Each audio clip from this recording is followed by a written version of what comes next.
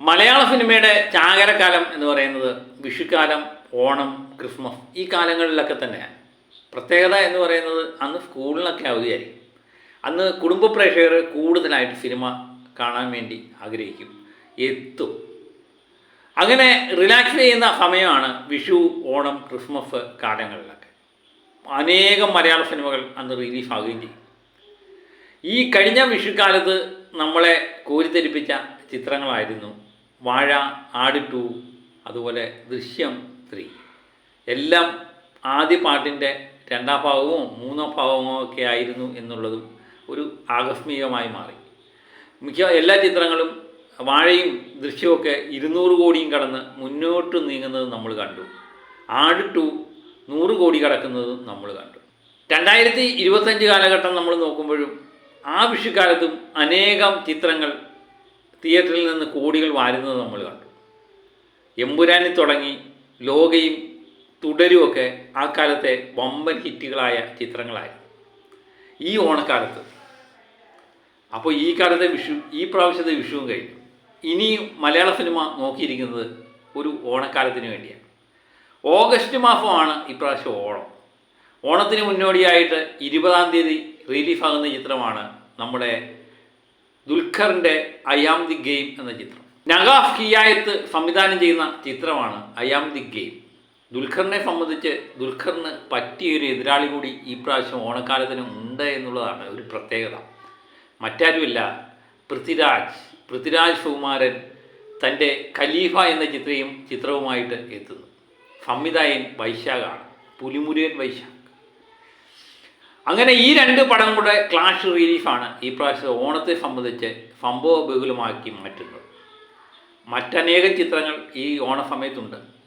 അതിലൊന്നാണ് മോഹൻലാലിൻ്റെ മകൾ വിസ്മയ മോഹൻലാൽ നായികയായിട്ട് എത്തുന്ന ലാലേട്ടൻ അതിനകത്ത് ഒരു പ്രധാനപ്പെട്ട റോള് കൈകാര്യം ചെയ്യുന്ന തുടക്കം എന്ന ചിത്രം.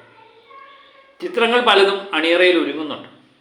പക്ഷേ ഈ ദുൽഖറും പൃഥ്വിരാജും തമ്മിലുള്ള ക്ലാഷ് അത് മലയാള സിനിമ ഏറ്റെടുത്തിട്ടുണ്ട് എന്ന് തന്നെയാണ് മനസ്സിലാകുന്നത്.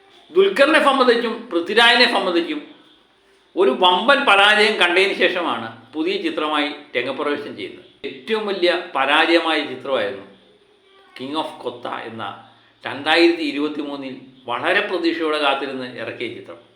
വമ്പൻ റിലീഫായിരുന്നു. പക്ഷേ 8 നിലയിൽ പൊട്ടുന്നത് നമ്മൾ കണ്ടു. അതിനുശേഷം ദുൽഖറിൻ്റെ ചിത്രങ്ങളൊന്നും മലയാളത്തിൽ ഇറങ്ങിയിട്ടില്ല. പക്ഷേ അനേകം ചിത്രങ്ങൾ തമിഴും തെലുങ്കിലുമൊക്കെ ഇറങ്ങി വിജയിക്കുന്നത് നമ്മൾ കണ്ടു. അപ്പം ദുൽഖർ മലയാളത്തിൽ അഭിനയിക്കുന്നില്ലേ എന്ന് പലരും ചോദിച്ചെങ്കിലും അതിന് ഒരു അറുതി വരുത്തുന്ന ചിത്രമാണ് ഐ ആം ദി ഗെയിം എന്ന ചിത്രം.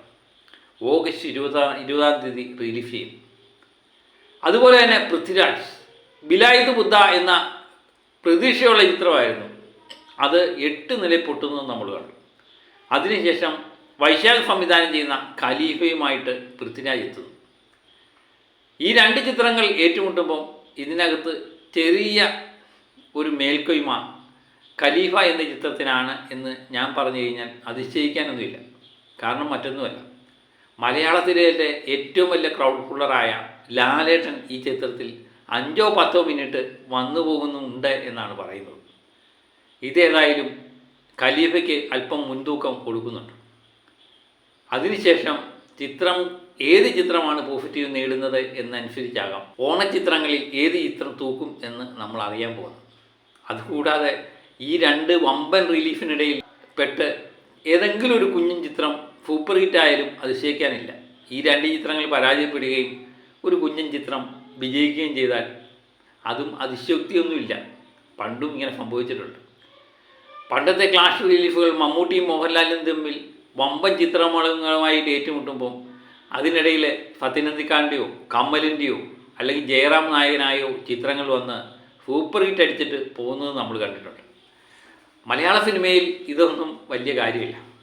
ഈ പ്രാവശ്യം എന്ത് സംഭവിക്കും എന്നറിയാൻ വേണ്ടിയാണ് നമ്മൾ കാത്തിരിക്കുന്നത്. ഇപ്പോഴൊന്നുമല്ല ദുൽഖറും പൃഥ്വിരാജും തമ്മിൽ ഏറ്റുമുട്ടിയിരിക്കുന്നത്. നേരത്തെ പലതവണ അവർ ഏറ്റുമുട്ടിയിട്ടുണ്ട്. 2013 മെമ്മറീസ് എന്ന ജിത്തു ജോസഫ് ചിത്രവുമായിട്ട് പൃഥ്വിരാജ് എത്തിയപ്പോൾ ഈ വെയിനും ദുൽഖറും ഒന്നിച്ച നീലാകാശം പച്ചക്കടൽ ചുവന്ന ഭൂമി എന്ന ചിത്രവുമായിട്ട് ക്ലാഷ് റിലീഫായിരുന്നു. അന്ന് മെമ്മറീസ് തന്നെയാണ് വിജയിച്ചത്. പക്ഷേ ഏറ്റവും പച്ചക്കടലും ചുവന്ന ഭൂമിയും വൻ പരാജയമൊന്നുമല്ലായിരുന്നു കേട്ടോ. അതിനുശേഷം 2020 പൃഥ്വിരാജ് അയ്യപ്പനും കൊച്ചിയും ആയിട്ട് എത്തിയപ്പോൾ വരനെ ആവശ്യമുണ്ട് എന്ന ചിത്രവുമായിട്ട് ദുൽഖർ എത്തുന്നു. അവിടെയും പൃഥ്വിരാജിനായിരുന്നു അല്പം മേൽക്കൊയ്മ. ഈ പ്രാവശ്യം എന്ത് സംഭവിക്കും എന്ന് നമുക്കറിയില്ല.